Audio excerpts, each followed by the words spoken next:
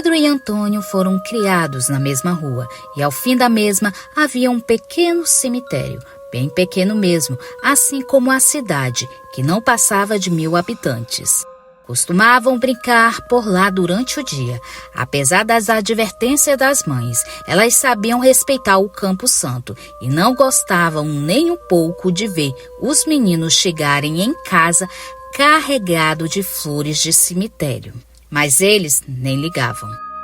À luz do dia, o cemitério parecia mais um parquinho, cheio de cruzes brancas. Volta e meia, eles acabavam derrubando uma, enquanto brincavam de pique-esconde. À noite, no entanto, nem se atreviam a passar por lá. Todo mundo sabia que as almas penadas acordavam quando os vivos ainda dormiam. Quer dizer, não se aventuravam enquanto ainda tinha 1 ou 10 anos de idade. Assim que começaram a crescer mais um pouco, foi dando aquela vontade doida de experimentar coisas novas. Aos poucos, começaram a explorar o cemitério à noite. Pedro sempre foi o mais medroso. Mal conseguia permanecer ali 2 minutos e já queria voltar para casa. Tirando uma lâmpada mortiça pendurado acima do portão, não havia nenhuma luz lá dentro. Era preciso acostumar os olhos na escuridão. Só então conseguiam enxergar alguma coisa, mesmo assim, apenas sombras. Mas o pior era o silêncio absoluto, que fazia com que qualquer ruído parecesse imenso. Mosquito zumbindo, rato passando, sapo cachoando, vento uivando, folhas de árvores farfalhando. Antônio também morria de medo. Um dia tropeçou numa cruz que ainda não tinha tido tempo de ficar bem agarrado no chão. O pé dele enganchou na madeira, caindo de bruços na terra fofa e úmida.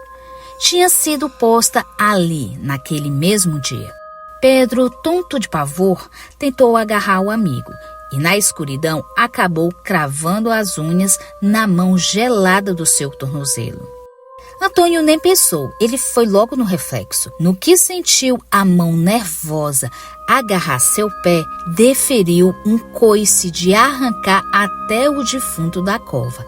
Acertou direto do queixo de Pedro. Na escuridão e no susto, nenhum dos dois sabia direito o que estava acontecendo. Só que era preciso sair dali o mais rápido possível. O cheiro da terra parecia cada vez mais forte.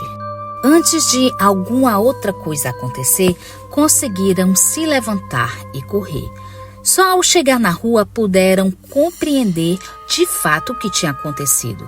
O queixo de Pedro estava aberto, não deixava nenhuma dúvida com relação à assombração que tinha tentado agarrar o amigo. O problema, a partir daquele dia, é que Antônio ficou impossível. Cara, você já viu só? Meti o pé na cara da alma penada. Alma penada coisa nenhuma, idiota. Você me deu foi um coice na minha cara. Retrucava Pedro. Mas eu achava que era assombração. E se fosse, eu tinha dado um coice nela do mesmo jeito. Pronto, ninguém mais segurava mais o convencimento do cara. Agora já acreditava e contava para quem quisesse ouvir, que foi mesmo a mão do defunto enterrado naquele dia que tinha agarrado seu pé. Desfilava pela escola, todo herói. A cada relato aumentava um pouco a história. Tinha dado até para ver um pouquinho da cara do morto, com os olhos meio furados de vermes e os cantos da boca esverdeados. As unhas já tinham crescido depois da morte e estavam mais compridas do que as de uma mulher. Pedro já estava cansado daquele falatório. Dias depois estavam novamente os dois passando diante do cemitério por volta das 11 horas da manhã. Chegava um enterro novo. Vamos lá? Chamou Antônio. Pedro concordou. Era uma noiva. Ainda estava vestida de branco. Tinha morrido no dia do seu casamento, antes de começar a cerimônia. Resolveram acompanhar o caixão. Só por curiosidade e porque a falecida era linda. O caixão já tinha baixado à sepultura e o coveiro jogava a terra por cima, quando o rapaz, transtornado, provavelmente o noivo, deu um passo à frente e jogou a aliança dentro da cova. Sem se importar com isso, o funcionário municipal continuou o seu serviço. Pedro e Antônio ainda ficaram por ali por um tempo, comentando o jeito das pessoas e fazendo piadas até que todos foram embora. Também já se preparavam para partir, quando Pedro viu uma coisa brilhando ao pé da cruz branca. Chegando mais perto, ele constatou: era a aliança que tinha ficado ali, enterrada só pela metade. Mais tarde, já na escola, Antônio sugeriu: vamos voltar lá para pegar a aliança? Aquilo era ouro, dá para vender. Mas Pedro, já cansado das exibições do amigo, teve outra ideia: hoje à noite você vai buscar. E ele completou: sozinho. Que é isso, cara? Tá brincando? Ué, você não é o herói que chutou a cara do defunto recém-enterrado?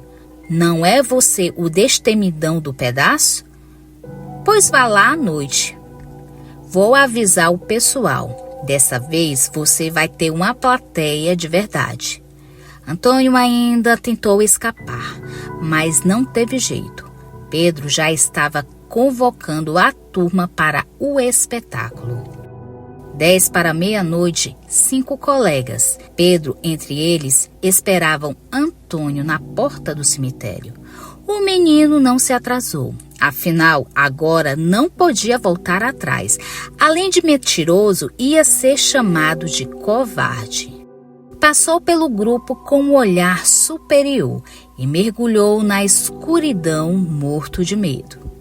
Por sorte ou azar, a lua estava quase cheia. Não estava tão escuro como da outra vez. Era melhor para poder enxergar o caminho e chegar mais rapidamente à sepultura da noiva. Mas, por outro lado, a luz mortiça da lua jogava uma luminosidade sobrenatural por cima dos túmulos e das cruzes brancas. E desta vez, Antônio estava sozinho. Pedro tinha ficado com o grupo, esperando por ele no portão do cemitério. De onde estava, ainda podia se ouvir ao longe a risada dos companheiros. No entanto, o vento e o silêncio da noite, as vozes lhe chegavam a ser distorcidas, como se viesse mesmo de outro mundo. Decidiu ser rápido e não desviar o pensamento do seu objetivo. Caminhou até a sepultura da noiva e logo viu o anel. Seria impossível não vê-lo. Embora a luz da lua fosse pálida, a aliança brilhava como se refletisse o sol. Daria apenas para encontrar um lugar guiado apenas pelo clarão. Sem nem pensar direito no que fazia, estendeu a mão e pegou a joia. O problema é que os meninos viam tudo de longe e Mariana, uma das meninas do grupo, resolveu fazer uma gracinha. Engrossou a voz e disse: Antônio, me dá seu dedinho que vou pôr a aliança nele. Era apenas uma piada, mas com a distância, o silêncio e o vento leve da noite, o som chegou distorcido aos ouvidos de Antônio. Parecia mesmo que a noiva defunta estava falando com ele. Todo o pavor que tinha controlado até aquele momento eclodiu com uma bomba de adrenalina. Ele não berrou por conta da garganta que estava tão contraída que nenhum som sairia dali.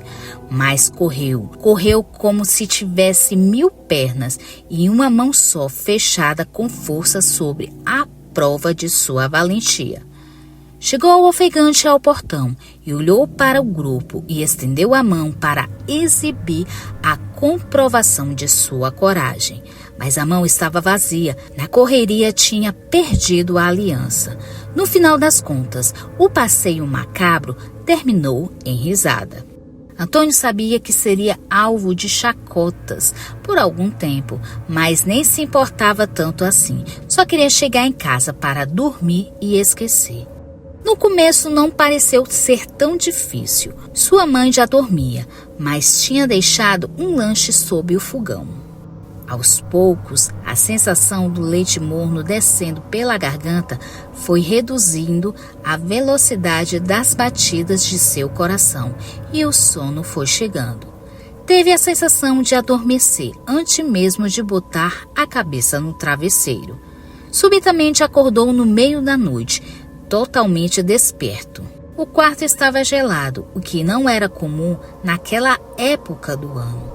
Não havia vento, a janela estava fechada. Ainda assim, a temperatura caía a cada minuto, ao ponto de provocar calafrios. Então veio o medo, veio concentrado com todo o pavor das aventuras da noite que lhe chegasse de uma só vez. Sentiu-se observado e fechou os olhos com força. Sabia o que veria caso ele abrisse. Tinha certeza que era ela, a noiva. Podia-se sentir sua presença, seus olhos vazios encravados nele, seu corpo imóvel no pé do quarto. E desta vez não era brincadeira da Mariana, era a voz da morta dizendo o mesmo, e que se fazia audível: devolva minha aliança. Assim como chegou, a aparição partiu. No minuto seguinte, o quarto já recuperava sua temperatura e tudo parecia completamente normal. Mas Antônio acreditava ser um sonho. Logo seus olhos ficaram pesados e voltou a mergulhar no sono. Procurou Pedro logo de manhã e contou tudo. O amigo não levou a história a sério. Você deve ter sonhado. Do jeito que você saiu apavorado do cemitério, só pode ser. Mas eu preferia encontrar logo o tal anel e devolver para a moça. Você sabe como é. Pedro então riu e, por via das dúvidas, resolveu acompanhar o amigo até o cemitério. Afinal, a manhã estava linda e ensolarada e eles não tinham mais nada de interessante para fazer. O problema é que nem a luz do sol ajudava. A aliança tinha desaparecido. Vasculharam tudo, refizeram 10 vezes o mesmo caminho que percorreu Antônio na noite anterior e nada de achar, nem sinal do anel. À noite, Antônio estava inquieto. Tomou um chá de capim-cidreira para acalmar e foi para a cama. Assim como na noite anterior, dormiu rapidamente, mas como na noite anterior, despertou antes da madrugada. O mesmo ar gelado em seu rosto, a mesma certeza que havia uma presença em seu quarto, a mesma convicção que era a noiva e a mesma voz: devolva a minha aliança. Na manhã seguinte acordou exausto. Pedro notou o abatimento do amigo. Aconteceu de novo, cara? Não é possível. Dessa vez não foi sonho. Foi a defunta mesmo. Então os dois voltaram ao cemitério e novamente perderam o dia tentando encontrar a aliança. Impossível. Parecia que havia sido tragado pela terra. A aparição retornou mais 4 noites seguidas. Sempre igual. Os mesmos olhos vazios, a mesma boca que não se mexia enquanto falava, as mesmas mãos caindo ao longo do corpo. Finalmente, na sexta-feira à noite, a noiva disse: se você for até a minha cova amanhã à noite e me pedir desculpas, prometo que nunca mais apareço. Mas você precisa ir sozinho. Dessa vez, Antônio viu ela desaparecer lentamente, enquanto o quarto retomava sua temperatura habitual e decidiu ir. Na noite seguinte, cumpriu o prometido. Dirigiu-se sozinho ao cemitério, enfrentou a escuridão e o pavor chegou ao local do encontro marcado. Realmente, pretendia pedir desculpas à noiva. Além disso, pensava em rezar também um Pai Nosso, uma Ave Maria como garantia. Mas, assim que se aproximou da sepultura, sentiu já conhecido o ar gelado em sua espinha. Não teve coragem de olhar para trás. Sabia que ela estava ali e que não deixaria fugir. Queria rezar, queria pedir desculpas, mas a garganta se apertava de tal modo que não permitia a passagem de som algum. Sufocava de pavor. Queria falar e não podia. Queria gritar e não podia. Queria respirar e não respirava. Mas até isso era impossível. Então correu de olhos fechados para não ver o que sabia que estava ali. Correu tropeçando enlouquecido, estendendo os braços para a frente, como se pudesse agarrar alguma salvação. Correu sabendo que nunca mais conseguiria dormir. Subitamente sentiu que seu pé se prendia em alguma coisa, e no momento seguinte seu rosto estava mergulhado num monte de terra recém-removida. O cheiro da morte entrou profundamente por suas narinas. Queria se levantar, mas o pavor o imobilizava. Dobrou os joelhos tentando ficar de gatinhas, mas um puxão forte o derrubou novamente de bruços. Foi então que viu um baque surdo e sentiu uma dor terrível no dedo anelar da sua mão. Em seguida percebeu que a criatura tinha partido. Uma paz imensa tomava conta do ambiente. Os mortos dormiam seu sono infinito e Antônio já conseguia se mover. Levantou-se devagar e olhou para a mão esquerda, e seu dedo tinha sido decepado. Embrulhando a mão ensanguentada na camisa e foi andando lentamente para casa. Pela primeira vez em muitos dias, sentiu que dormia sem sobressalto. Deixou que sua mãe cuidasse do seu ferimento e lhe desse um copo de leite morno. Foi para a cama e logo adormeceu. No entanto, à meia-noite, seus olhos se abriram, como se alguém tivesse ordenando que fosse assim. A mulher estava parada à sua frente. No entanto, ela sorria. Um sorriso vazio, isolado do resto do rosto, que permanecia inexpressivo. Desta vez, a mão esquerda não estava caída ao longo do corpo. Acenava para ele, como se desse um tchauzinho em câmera lenta. Antônio não pôde deixar de notar. O dedo esquerdo da noiva exibia uma reluzente aliança de ouro.